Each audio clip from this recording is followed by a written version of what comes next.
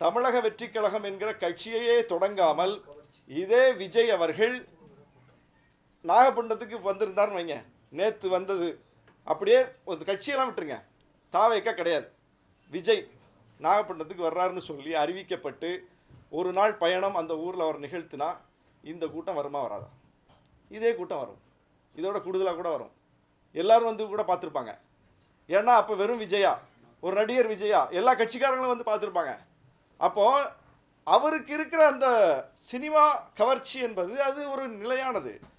அதை வைத்துக்கொண்டு அவர் வந்து அப்படி ஃபயர் விட்டுட்டார், இப்படி ஃபயர் விட்டுட்டார்னு சொல்லி இப்படி பல பேர் பேசுவதும், இல்லாத ஒன்றை இருப்பதாக காட்டுவதும், அவர் வந்து கேள்விகளாக அடுக்கி விட்டார், சவால் விட்டு விட்டார், தைரியம் இருக்கான்னு கேட்டுட்டார்.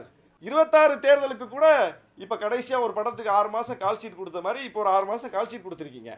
இந்த படம் ஓடுனா கன்னியூ பண்ணுவீங்க, இந்த படம் ஃப்ளாப் ஆயிடுச்சுன்னா விட்டுட்டு போயிடுவீங்க.